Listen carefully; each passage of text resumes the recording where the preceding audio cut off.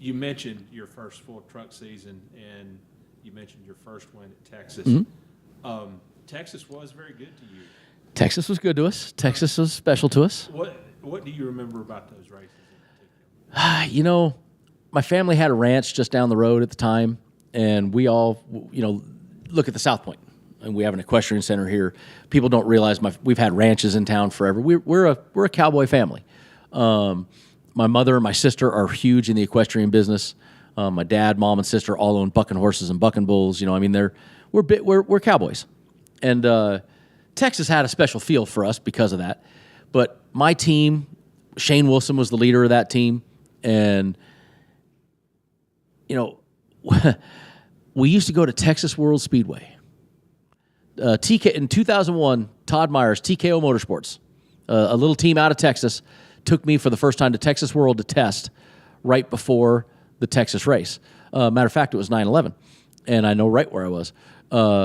And we were in Texas World Speedway testing, and I fell in love with that track. And Shane Wilson and I went there before every single Texas race, and we tested. And we went and just tested the crap out of the thing for 2 days. Brought 45 sets of tires, and would just go down there and test every single thing we could, and then leave there and go up to Fort Worth to Texas Motor Speedway, and it became it was our playground, man. We could do no wrong for those couple of years. We ran the high side. Back then, nobody ran high but me. Yeah. You know, and nowadays it's common, but back then, you know, people running out of that second groove, and I'd be up there pushing that groove up, and just used to have so much fun. And I'll never forget, Eddie Gossage made me a pair of boots after the fourth win. So we went back there, and he had me these boots, handmade, you know, Luskys, and really nice boot. And I told him that if I want another one, he's going to have to get me a pair of chaps. And people love to say that chaps are, you know, a famous saying for chaps. They're all that way, by the way, if you didn't know. There is no rear on any pair of chaps. But I told him that he'd have to make me a pair of chaps, and yes, I would wear them just as chaps. And so I think that's why I never won again there, because I think Eddie was too afraid that I would hold him to that deal, and I would walk into the speedway wearing just chaps. Whew. Yeah. Thank you for that. You're welcome. You're welcome. Scarred everybody for life now. You're welcome. All right, so 2003 was a breakout year for you. Yeah. With 6 truck wins, including 2 more at Texas. What was the difference that season? I mean, it was like you guys... Testing. Our team, we had a team out here in Las Vegas. Everybody said you couldn't do it from the West Coast. Everybody said you couldn't do all these things. And we were out here in Las Vegas, bucking the system. Only team left on the West Coast. All the originals had gone. Ultra Motorsports had moved back east. Everybody had gone back east. We're the last team left sitting there. And, you know, we were a family. We had a house. We called it the Topaz Palace. It was on Topaz Street on the east side of Las Vegas. And 5 of our guys lived. Shane, Danny Stockman, who was the crew chief for Austin Dillon's championships. Junebug, who's the car chief for Austin Dillon's championships. All these guys that now work for big cup teams, they all lived together in the Topaz Palace. We lived together, we raced together, we worked together, we worked out together. We did everything. We were a family at the Orleans team, and it was just a different vibe. When we walked into the racetrack, we had a different feel. We weren't in the shop next door. We didn't live next door to the guy over at, you know, Gibbs, over at Hendrick, over at Roush. Nope. We walked in, and we were kind of the renegades, and we liked it that way. And we went and tested and tested and tested. And I was so bummed when they discontinued testing, because that's what enabled this little team from the West Coast to catch up. I didn't have to have $10 million engineering programs and $5 million in engineers and $3 million in engineering equipment. All I had to do was go take a stopwatch, go test, and invite a Roush, a Gibbs, or a Hendrick truck to the test. I knew what lap time they ran. I knew what lap time I needed. And that's how we kicked their butt. All right, so season finale at Homestead. I don't remember. Honestly, I don't remember the day, so it doesn't upset me that bad, because I don't remember the hit was so hard. You're leading the point standings going into the race, and you had led the point standings for quite a while that year, but things don't go well for you. Listen, that's why you play the game to the last second, right? Yeah. You know, that's why, you know, even the Harlem Globetrotters lost a game in 71. They didn't pay attention. You know, I mean, it's you have to earn it all the way through. And it just, we had the fastest truck that day. About 4 years ago, I finally actually watched the race. I'd never seen it, and I don't remember it. And we were fast as hell, man. I do remember that weekend. We blew 2 motors, and everybody thought, oh, my God, something was weird. We found a bad batch of parts. We did our own motors with Carrera Racing engines, and we hunted down the bad batch of parts. So we had another spare motor there that was in the Scott Lynch truck in his trailer, and it did not have the same batch that we knew was bad. So we weren't concerned at all. We had to start in the back. We knew that. We were fast. We were so arrogant at that last race. We went, let everybody practice, and we went out and went right to the top, set fastest time on the board, and then sat in the garage. We were good. And we knew how fast we were on those 1.5 miles, and we were excited. That was the first race of the banking at Homestead. So we were pumped. And in the race, went from the back all the way to the front. We were fast as all get out, and a wreck happened. I mean, it is what it is. Wrecks happen. Brian Reffner, poor Brian, he broke his ankle in that wreck. But Brian hit me. If it's another 6 inches further forward, I probably am not sitting here today. He hit me at about, I think we didn't have data recorders then, but somebody did I had some kid one day actually said that the impact was like at 142 miles an hour or something. And, but like I said, he hit me about 4 inches behind my head. He split the car in half right at the battery box. And if you remember the old trucks, you're too young to remember the trucks. If you remember the old trucks, the battery box was basically right at my butt, right underneath us. And he hit the battery box. So, 4 inches further forward, and I probably don't make it. So the hit was really hard. I don't remember it. I don't remember all the actions the rest of that day. My $10,000 fine, I don't remember that. I don't remember. I guess I gave a speech at the banquet. I got most popular driver and gave a speech and don't have any recollection of any of it. No kidding. Now, what was the fine for? Because I told a certain team owner to kiss my keister. But, of course, I didn't use that word. And that has been a very famous statement that, matter of fact, I think it made one of NASCAR Truck Series top 10 greatest moments. I believe it was number 3. Yeah. I know that you did have some feelings at one time about how many backup trucks did they have in the race? It wasn't all about that. I've never really gone into all that. I've just let it kind of be a bygone part of history. But there was... It's just between us and a few thousand listeners. There was a lot of things that happened later in that year. Look, Jim Smith had been a very, very dear friend of our family's. Ultra Wheels and off-road. Jim was one of the original founding fathers of the Truck Series. Jim used to try to have me go drive for him. He was an off-road racer. That was when his brother Wendell got hurt. I'm the one that pulled Wendell out of the desert. His father DJ, may he rest, was a great, great man. That we've been friends since I was a little boy, and Jimmy was very upset all year that we were able to kick his butt. He didn't think we should have been able to. He was the number 1 Dodge team. Remember, Ultra Wheels they were the Dodge organization. And this little team that we had to get parts from him and that were stock parts. I think statute of limitations has run out on that. That was a different era of NASCAR. Let's just say that. Yeah. And his organizations were the ones that were responsible for making some of these parts. Body panels that we were putting on, and he wouldn't even give them to us anymore. And then there was a whole controversy with traction control that came from his organization, and there was a controversy that involved something else much more personal that I've never done in my life, and it came from his organization. And so there was a lot of things that went to it, and this is the first time I've ever actually gone this far into it. But then the weeks leading up to that last race, Dodge used to have these conference calls every week, and he basically came on and basically flat out said he was going to try to do something. And one of the drivers that day, I won't name who it was, in one of his trucks, is also a dear family friend, has been a friend of mine my entire life. He actually came up to me and said, I was told to do something, but I will not do it. And he will, and the boy never drove for him again after that because he did not do what he was asked to do. So there was a whole lot more that went into that comment, and everybody went, "Oh, he had all these trucks," and a whole lot more went into it.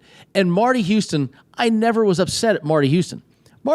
If Marty Houston could spin that truck that perfectly with me 18 cars behind him, he was lapped down, and I'm 7 cars behind him. If he could spin that truck that perfectly and aim for me and get me, Marty Houston was the greatest race car driver in the history of mankind. Marty just got loose. It just happened that it worked out where it got me at the wrong time. So that's just racing. That's part of the breaks. But the comment towards that team owner and that organization had a whole lot more than just that race, that incident. It had a whole lot more things. And it just it ruined a friendship too. It's ruined a couple friendships from it. It's still, matter of fact, I just kind of go, whatever. My dad actually has had a worse time of letting go of it than I have. Just for the record, Marty and I are not related. Okay?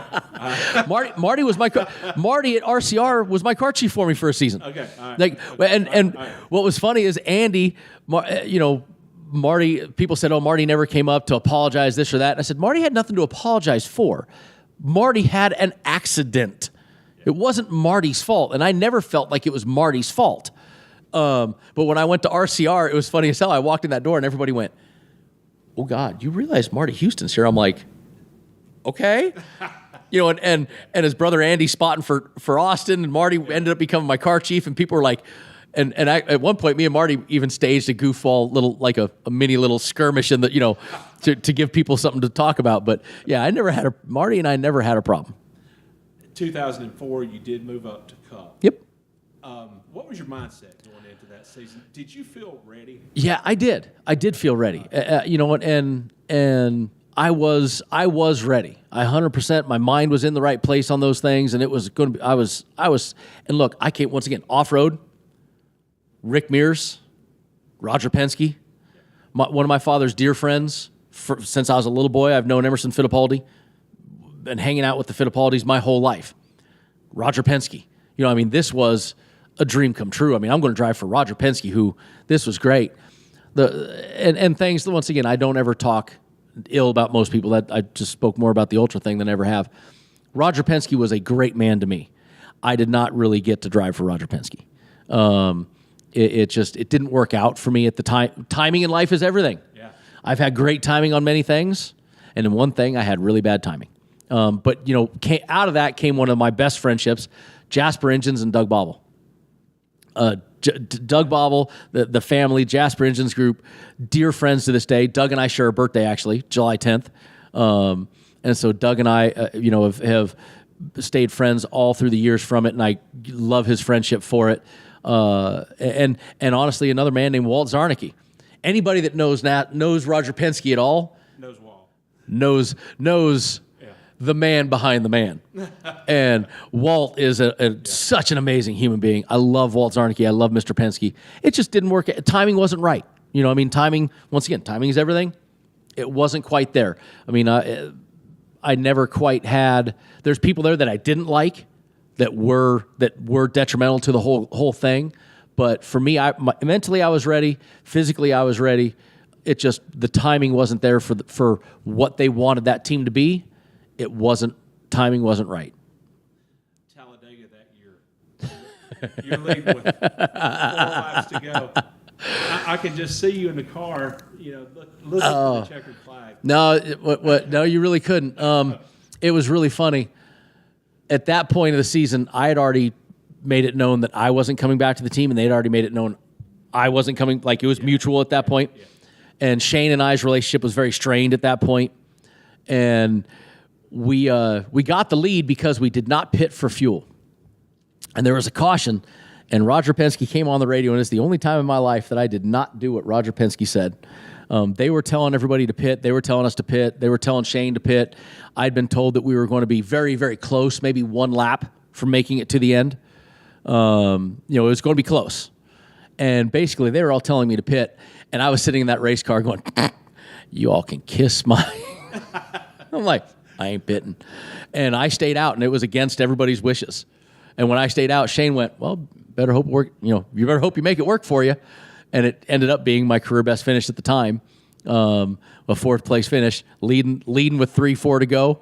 So it worked out in my favor. But yeah, it was amusing. Everybody, I was told to pit, and I made the decision not to. So You moved back to the Truck Series the next several years. Were you content running trucks, or did you maybe see that as a step back? No, it wasn't. To me, I said this then. If I ever got back to Cup, it was going to be more on my terms. Yeah. I was going to make sure it was done my terms, my way. And we had my race team still, and that's what we call the dark days. Me and Harley Roush, the employee number 1, is still with me today. Harley, actually, the phone call we got during this interview was from Harley. He and I own a Justice Brothers distributorship together. He was employee 1 at Orleans Racing, 18 years old, wow. November of 1999. He's the last man with me. He's still standing, and we call that the dark days of that team. Things went downhill quick. They got rid of the testing policy. We could not test anymore, and that was really what hurt us. A bunch of bad management decisions. My fault. I picked. I've talked to somebody important about something, and I picked a man that was very, very detrimental to our organization, but I take the blame for it. I mean, I was at the lead, and I picked bad people, and I ran that thing right into the ground. So my own fault. And then, we're able to try to rebuild our stuff. Made a couple years, went to Rusty Wallace's. Rusty was a great from my year at Penske. He and I got along great. Had a great little race team. We went over there, did some Xfinity running, tried to put our stuff back together. Went over to Germain, timing again. I just missed a lot of timing now. They went from the championship team with just Todd. All of a sudden we go in, it's going to be a 2-truck team. It becomes a 4-truck team. Timing was bad. And then I took a step back and went to RCR. And when I went to RCR, I sat with Richard and I said, here's the deal. 2012 was going to be my last year racing. I wanted to get in the best equipment possible for the most number of races possible. And if I can make it and we can get sponsors back on the car, that's the deal. And that year in 2012, I think I ran 10 truck races, 6 or 8 Xfinity races, and 3 or 4 Cup races. I think I was 8 out of 10 top 10s, 6 out of 10 top 5 in truck.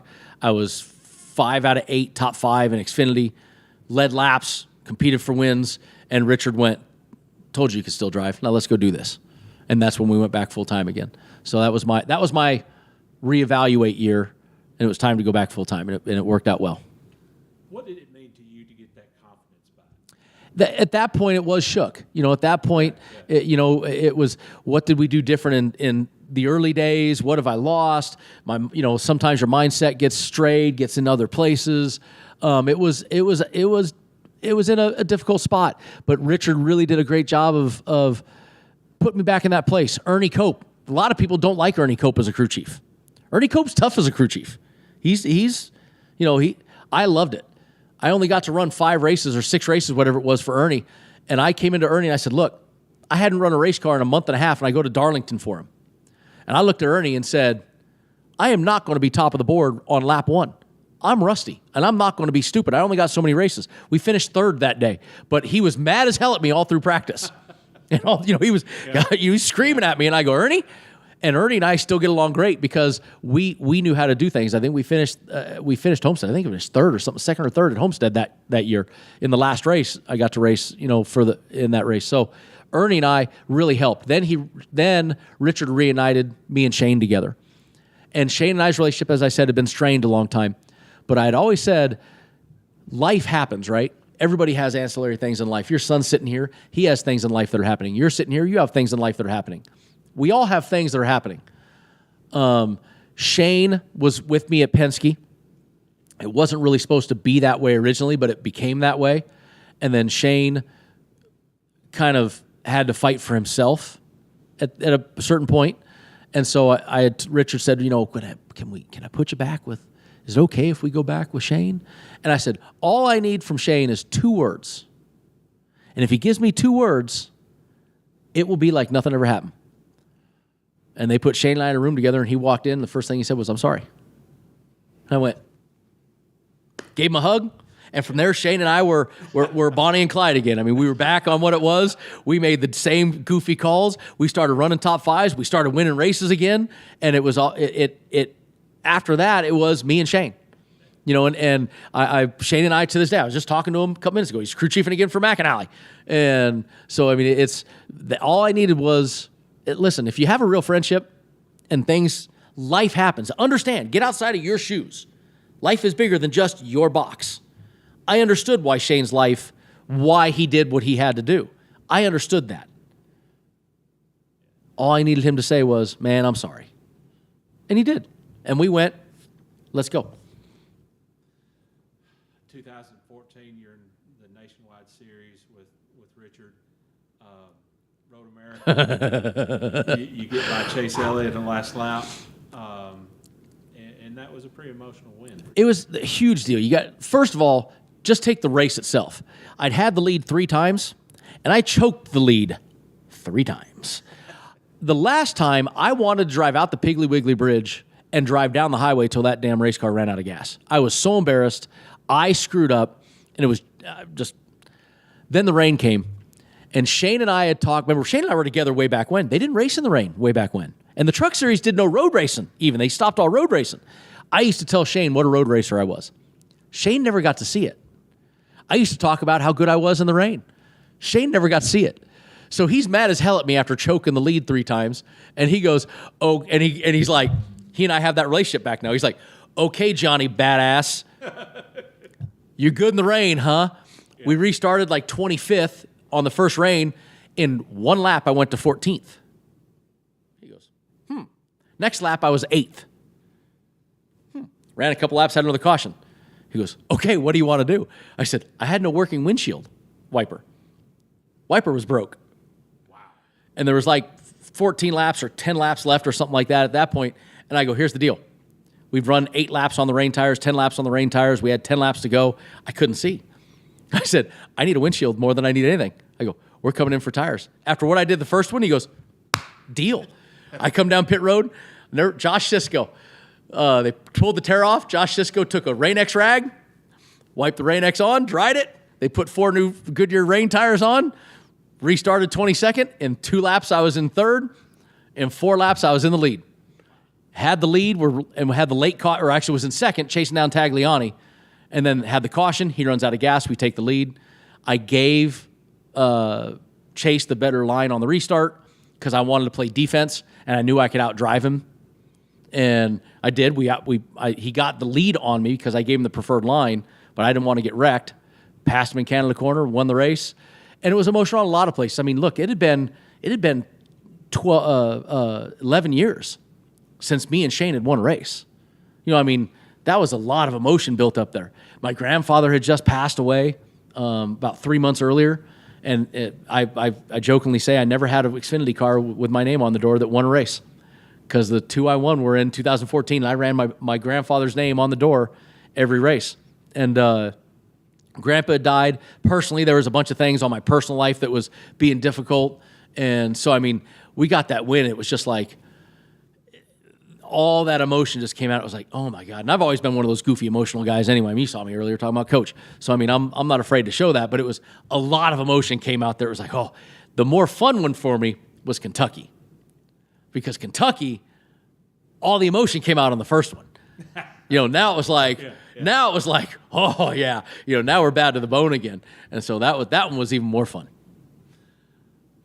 2019, you're at Talladega, and things are going awesome. You're racing for the lead, and then you wind up doing this really pretty midair flip, and you stick the landing on all 4 wheels.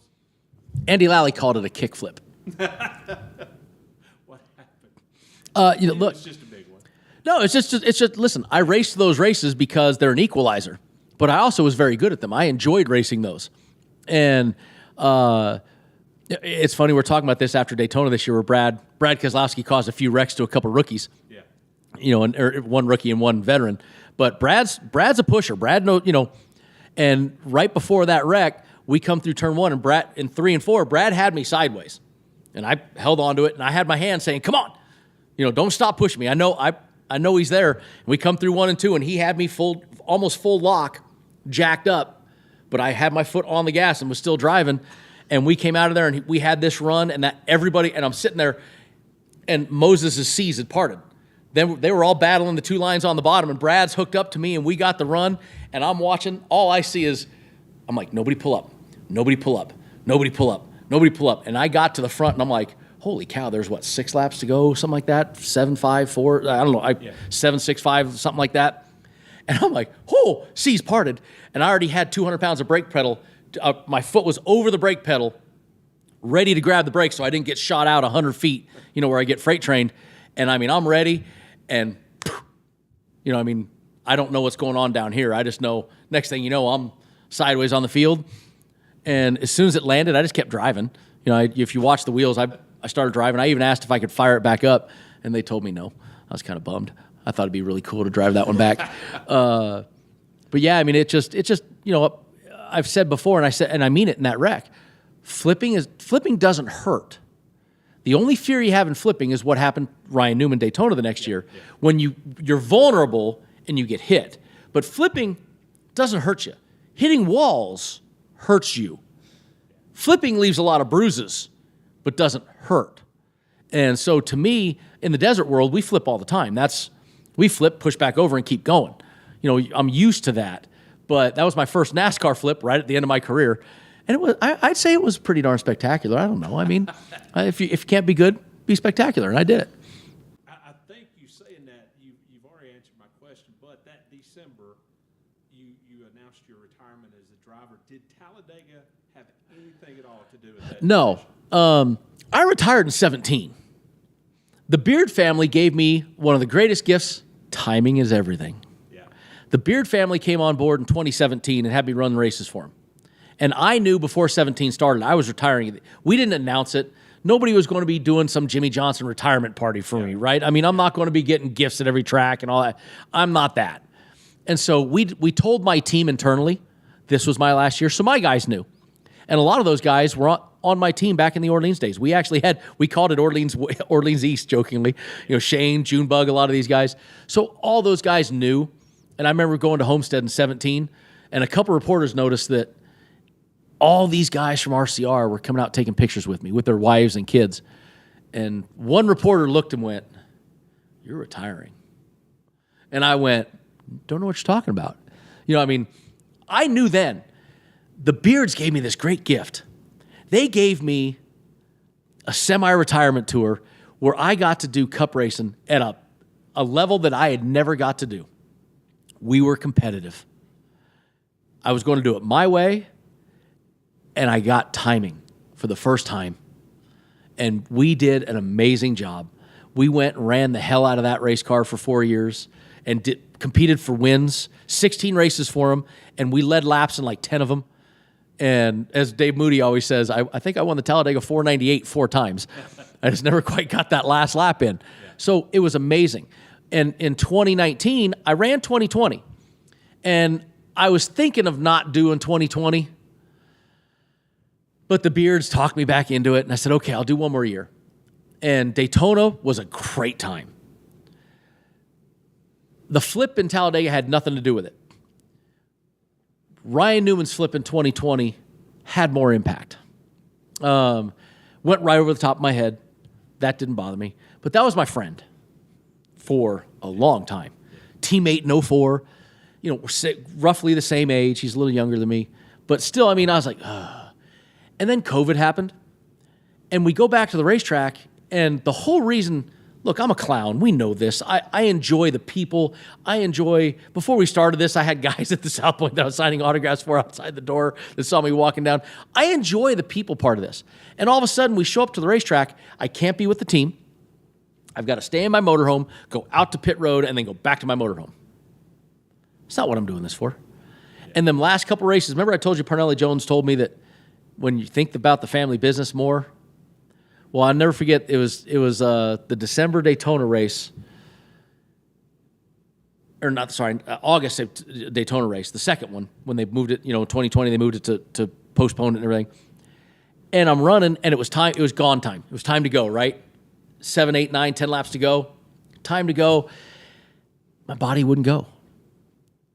My mind said, now's the time. And my body went, hey, screw you. You see what they're doing up there? That's going to hurt.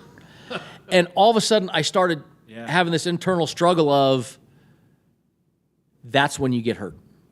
Now is when I get hurt because I wasn't committed to what I never cared about getting hurt before. I never cared about hitting that wall. I never cared about flipping. That never entered into my mind. My mind was, I'm going to win this race. Now, all of a sudden, I wasn't thinking just about winning. And so those last 2 races, I kept having this internal struggle of, ooh, man, do I really want to go now? And so 2020 was right time for me. I was happy being done. You mentioned that you're still doing some off-road stuff. How are you spending, other than that, how are you spending most of your time? I screwed up retirement worse than any human being alive. I thought when you're retired, you're supposed to be on a beach or on a boat doing something. Yeah, not me. When I retired, I started a distillery with an old NASCAR official named Mike Dolan. He and I started 17A Distillery. We make City Light Shine, and that has been a pretty large. That has been a extremely difficult and pretty large. Woo, it's been a tough go, but we're doing really well right now with it. And then one of my first sponsors when I was 15 was Ed Justice of Justice Brothers. I'm a Justice Brothers distributor. And then we have a chemical company that we sell cleaning chemicals to casinos in town and properties in town. And then I do some of the family business. I have 2 of our casinos in Mesquite, Nevada, Casablanca, Virgin River. Those are ones that I'm on the board of that I have day-to-day with. We're sitting at the South Point right now. As long as my daddy is sitting in his office, I will not be sitting in an office here. We get along so much better now that we don't work with each other. I have the best relationship in the world with my father, and I'm the only one of my brothers that can work with my father, but that's term used loosely. Anybody that has a father-son relationship that work with each other knows it can be difficult. Yeah. And so for me, I'm able to accept that and I deal with it. But I got the casinos, I've got my businesses, and then I've got my 11-year-old and 9-year-old, and they as you know, they keep you very busy. Yes. Well, I've got one that does basketball, football, soccer, racing, ukulele, and saxophone. Yeah, it's like, oh my God. And my other one is just into the flute, but he's really, really good at it. And so we spend a lot of time doing a lot of flute. So I'm about my kids, man. I do what I do now to make sure I can give my kids everything I had and more. And I'm hoping I can find a John Thompson for them, so that way they can find that great mentor to guide them through their life along with their father.